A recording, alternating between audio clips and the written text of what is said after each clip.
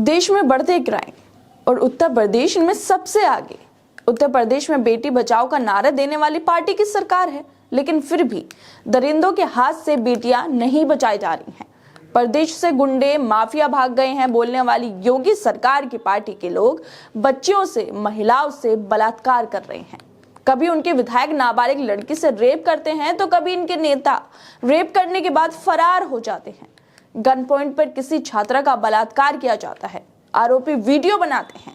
प्रधानमंत्री योगी आदित्यनाथ स्मृति ईरानी के साथ फोटो खिंचवाते हैं और बेफिक्र होकर चुनावों में पार्टी का प्रचार भी करते हैं। महीनों तक खुले घूमते रहते हैं, मजे मारते हैं। बीजेपी के नेताओं पर यौन शोषण के आरोप भी लगते हैं। महिला सड़कों पर महीनों तक प्रदर्शन करती हैं, आखिर में थक हार कर बैठ जाती हैं, लेकिन उन्हें कोई मदद नहीं मिलती। इतना सब वीडियो के साथ हो रहा है और सरकार बेटी बचाओ का नारा दे रही है, जबकि उत्तर प्रदेश में 2023 में सबसे ज्यादा महिलाओं के खिलाफ अपराध हुए हैं, उनके साथ रेप हुए हैं, अभद्रता हुई है, लेकिन सरकार फिर भी बेटियों के नाम पर वोट मांगती है। दरअसल राष्ट्रीय महिला आयोग ने अपनी एक रिपोर्ट जारी की है, जिसमें बताया गया है कि महिलाओं के खिलाफ अपराध में यूपी सबसे आगे है। एनसीडब्ल्यू की तरफ से जारी आंकड़ों के मुताबिक पूरे साल में महिलाओं के खिलाफ अपराध की उन्हें 28,811 शिकायतें मिली। इनमें से 50% से ज्यादा मामले सिर्फ यूपी से रिपोर्ट किए गए। मतलब 28,811 शिकायतों में से अकेले उत्तर प्रदेश में 16,000 मामले दर्ज किए गए हैं। और ऐसा हो भी क्यों ना, क्योंकि IIT BHU में 2 महीने पहले एक छात्रा का गैंग रेप होता है, वीडियो बनाई जाती है। FIR दर्ज होने के बावजूद 60 दिन तक गिरफ्तारी नहीं होती, और जब गिरफ्तारी हुई तब तीनों आरोपी बीजेपी के पदाधिकारी निकले।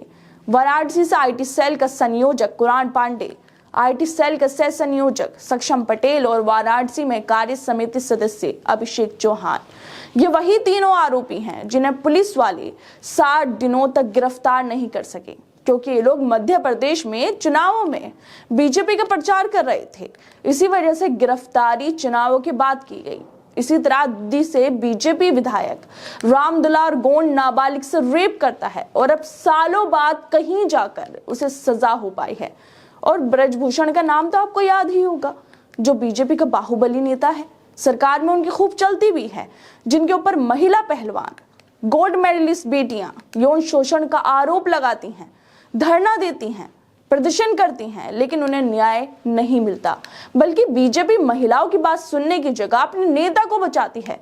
ये वही बीजेपी है दोस्तों, जो बेटियों के सम्मान में कसीदे पढ़ती है, लेकिन जब उसके बाहुबली नेता के ऊपर आरोप लगते हैं तो कोई कार्रवाई नहीं करती, बल्कि अपने नेता को बचाने की पूरी कोशिश करती है।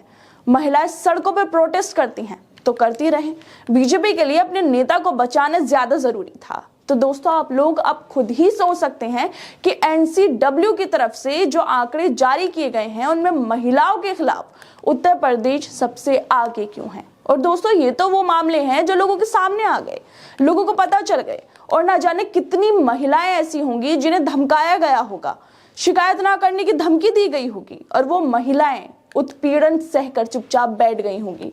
और सिर्फ उत्तर प्रदेश ही नहीं, हमेशा से बीजेपी के नेताओं पर यौन शोषण के या रेप के आरोप लगते रहते हैं। ऐसे ही उत्तराखंड के चंपावत के सल्ली गांव के BDC और मंडल अध्यक्ष रहे भाजपा नेता कमल रावत पर गांव की ही एक नाबालिग लड़की ने रेप करने का आरोप लगाया, जिसके बाद भाजपा नेता फरार हो गए और पुलिस उन्हें ढूंढने में लगी हुई है। ये हालत है महिलाओं की बीजेपी शासित राज्यों में, और सबसे बुरा हाल उत्तर प्रदेश का है, जहां के मुख्यमंत्री बोलते हैं कि महिलाओं का साथ जो बुरा करेगा उसे बख्शेंगे नहीं, सजा मिलेगी।